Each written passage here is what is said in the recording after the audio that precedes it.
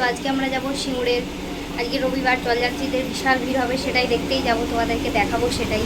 প্রথমেই সিঙ্গুরের ওভারব্রিজে উঠে দেখি এত ভিড়।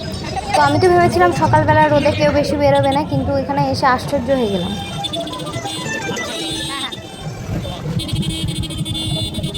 তো দেখতেই পাচ্ছ এরা গরমে হেঁটে হেঁটে আলা হয়ে গেছে, তাই এখানে একটু বসে পড়েছে। এখানে মাজা দেওয়া হচ্ছিল, তাই এত ভিড়।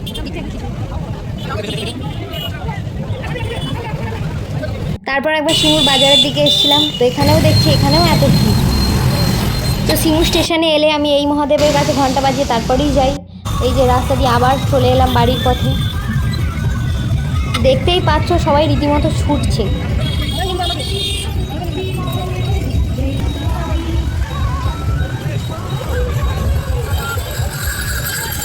তো আমি ভাবছিলাম সকালবেলায় যদি এত ভিড় হয়, রাত্রিবেলা তাহলে কত ভিড় হয়। তাই এত কথা চিন্তা করে করে এবারেও আমার আর যাওয়া হলো না।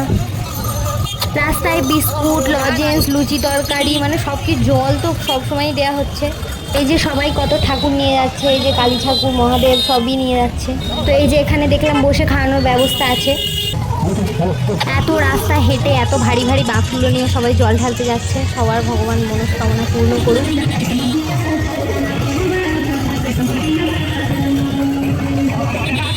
এখানে সবাই বাঁকগুলো রেখে বিশ্রাম নিচ্ছিল। এই যে দেখতেই পাচ্ছ সবাই খুব ক্লান্ত হয়ে পড়েছে। তো আমি ভাবছিলাম সিঙ্গুরের এইটুকু জায়গার মধ্যেই এত দান করা হচ্ছে, সারা রাস্তা জুড়ে তাহলে কত দান করা হচ্ছে। মহাদেব সবাইয়ের মঙ্গল করুক।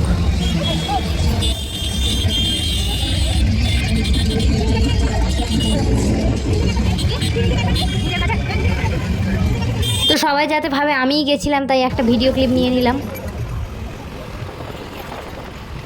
তো সকালবেলা আমি এতটা ভিড় দেখতে পাবো এক্সপেক্ট করিনি।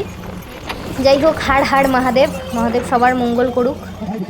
তারপরে এই যে আমরা বেঁকে পড়বো আমাদের বাড়ির উদ্দেশ্যে। রাস্তায় অনেক পুলিশও আছে দেখছি, আরও কোনো রকম অসুবিধা হবে না। তারপর আবার কি, টাটা।